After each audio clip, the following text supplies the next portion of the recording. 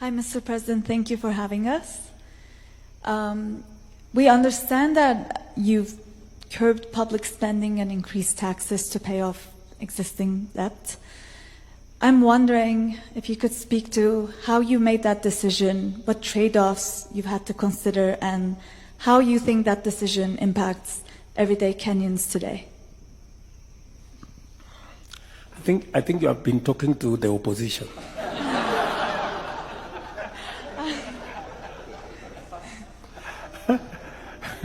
Because they are the ones who are driving this narrative that I have increased all the taxes. Now, the whole principle is that you must live within your means. This has been my message to the people of Kenya. For maybe 12 years, we've been running 8-9% fiscal deficit, which means you're spending money that you're not collecting. And you keep, digging a bigger hole to fill the other one all the time. And now we have a debt that is heading towards unsustainable. So when I came into office, I told everybody, tighten up your belts. I am not going to preside over a bankrupt country. I am not going to preside over a country that is in debt distress. We have to cut our spending, and there is no free lunch. And we have to think of what we need to do two fundamental things. Reduce. We cannot spend what we don't have. And number two, if we look at our peers, and Kenyans have been socialized to believe that they pay the highest taxes.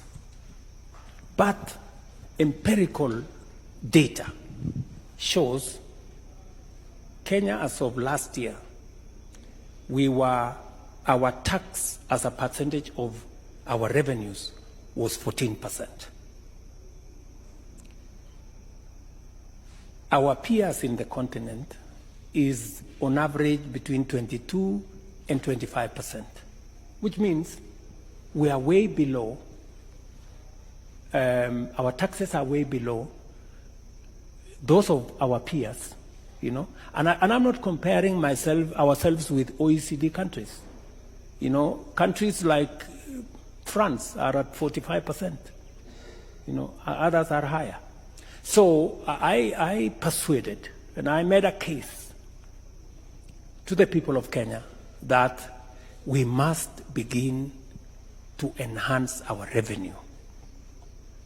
Because if we are a serious state, we must be able to enhance our taxes. So my drive is to push Kenya. Possibly this year we will be at 16% from 14%. I want in my term, God willing, to leave it at between 20 and 22%. It's going to be difficult. I have a lot of explaining to do. People will complain, but I know finally they will appreciate that the money we go to borrow from the World Bank is savings of other countries. We have to begin to live within our means. And then secondly, is to reduce largesse. There are people travel first class, when it is completely unnecessary. People do, things that, and so when I called, by the way, I sat here with heads of ministries, departments, agencies, and I told them, look, from our data, we can do with 30% less of our recurrent expenditure. And you know what? Everybody has gone and cut their recurrent expenditure by 30%, and nobody is complaining. What does that tell you? That there was wastage. I mean, there was a place you could cut and still be able to manage to do things. So we are straightening up things. I am very proud of what we have managed to achieve. The one thing we have done is that we have pulled the country from the brink of debt distress. Our dollar, our exchange rate has stabilized. It had gone all the way to 167. It's come down to 130. Fuel had gone up, it's come down. Even today, fuel has been announced again to come down. Our exchange rates, our interest rates are coming down. We're stabilizing the economy because of the measures that I have taken. I took the decision, for example, that we cannot continue to subsidize consumption. When I came into office, we were subsidizing fuel. We were subsidizing very rudimentary things, and we were spending 15 billion, that is close to $150 million every month. And we were going to sink the country. So I stopped. I mean, there was a complaint for a few weeks, and then people started to understand we need to make some hard decisions if we have to get the country moving in the right direction. I can tell you, a year ago, if there was an election, I would have been thrown out. But today, the situation has changed. And going into the future, those who are making noise at me, they will be the ones clapping.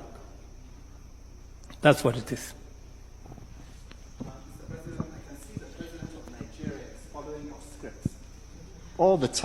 I can see the President of Nigeria is following your script.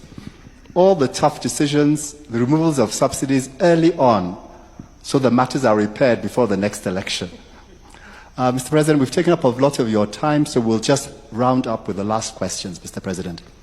Nepal, Australia, and Latin America, very briefly indeed. Nepal, Latin America, and Australia. Sure.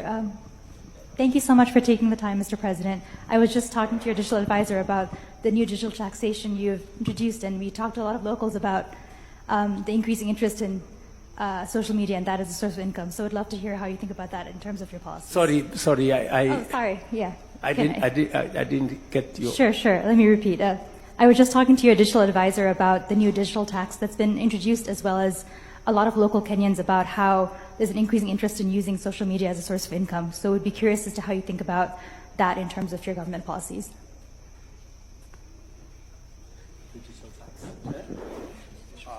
Okay. The whole digital tax regime and that kind of thing. We have been working with Google, Twitter, Meta, that whole space, because Kenyans are a very tech-savvy society. Yeah, so this guy John commented, an narcissist is someone who hurts you and says it's for your own good, which is totally what President Ruto is doing. He is hurting our economy, he is hurting our pockets, he is hurting our future. Yet he still compares our poor economy to good working economies like France. Because you're taxing us to travel, you're taxing us to buy new cars, you're taxing us for to employ your friends. Or what's the tax for? So somebody also said those 2 years in government, he traveled more than Kibaki in 10 years, which is so true. Our president's always traveling to different countries with a big entourage. So it's like he's using our taxes to detain his friends. But he still wants more. So I don't know how many more countries must he go to, and how many more countries must we pay for. And someone also commented, problem is not collecting taxes. Big problem is, where do you take our money? Because life is very difficult. Basic commodities is not even affordable. So where are the taxes going? That's the question. Where are the taxes? Yes, you were forcing us with all these taxes, but where are they going? So somebody also said, how can you compare France and Kenya in terms of tax revenue and economic status? Because we are a third world country, we're an African country, we are led by corrupt people. You can't compare us to a developed country where the taxes collected are used to develop their own country. For our country, the taxes collected are used to entertain our leaders. So it's very unfair to compare the two. Also, it's like the president also reacted to such comments. So I don't know whether it's him who answered or the page manager. But here's what he said: I need more revenue to take my country to new heights. Here I try to explain my best. But Mr. President, what did you explain? That's the question. What did you explain? Comparing us to France and wanting to tax us more. And no country has ever been taxed to prosperity. Taxes kill countries. At the moment, investors are running from our country, meaning there'll be more unemployment. So is unemployment the new height you're taking us to? Is poverty the new height? Currently, food prices are skyrocketing. Currently, the education system is flawed. Currently, our roads are pathetic. Is that the new height you are preaching about? Is that the new height? Do you only thrive when our country has more poor people? Because taxes lead to more poor people who can't afford the basic needs. We're in a country where people can't eat. People can't take 3 meals a day. Then you increase taxes on even the most basic products like milk and bread. We're in a country where your agriculture minister provided fake fertilizer with our hard-earned taxes, which is used to subsidize that fake fertilizer. Our hard-earned taxes, is that the new height you're speaking about? Those are the questions we are asking, Mr. President. What's the new height? And how far are you willing to go? How many more taxes till it's enough? How many more taxes? How many more levies? How many more penalties? And what are you willing to do with them? Are you taking that money to pay your best friend? Are you taking that money to gift your best friends? Are you taking that money to employ your best friends? Because that's all you've been doing with our taxes. Why does David Ndii need 1 billion? Why does David Ndii need 1 billion? Why does your wife need 700 million? Why does Rigath's wife need 700 million? Why did you have to renovate all the state houses? So we are the ones to tighten our belts while you buy new belts.